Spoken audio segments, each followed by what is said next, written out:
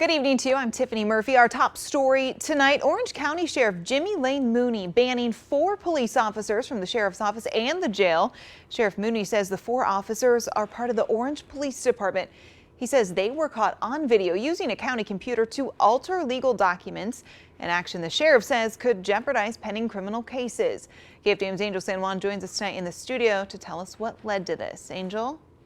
Sheriff Mooney tells us he believes sour grapes might have been the motive. If you recall, the race for Orange County Sheriff was bitterly contested. Mooney came out on top, though, but he tells us the 4 officers supported his opponent, and he says it appears they're still not over the loss. He's accusing them of tampering with the government record to make him look bad.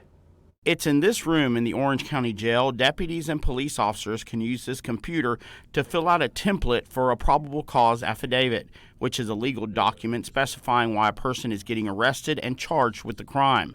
Pretty cut and dried until recently. A couple of our officers made an arrest, and they were doing the probable cause affidavit.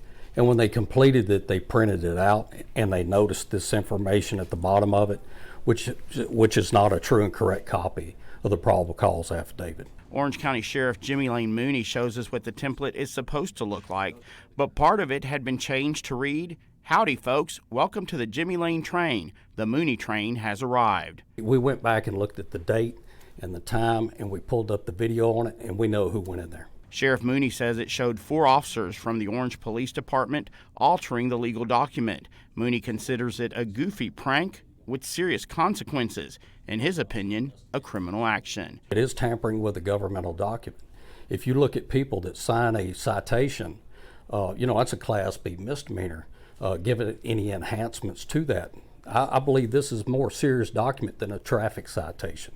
But why would the officers do this? Mooney blames it on pure politics. He says the officers supported Mooney's opponent in the sheriff's race last spring. I think it's just a continuation of the election. Some of the same people that are involved in this were involved in the election process. So I think it's just silliness, basically making the sheriff's office look bad, or myself. But Mooney says what's more concerning is their actions could put criminal cases in jeopardy. The sheriff says at least 2 arrests were made using the tampered template. A defense attorney could question the validity of the arrest based on the altered probable cause affidavit. We contacted the Texas Rangers. We had them come in. We explained the information to them.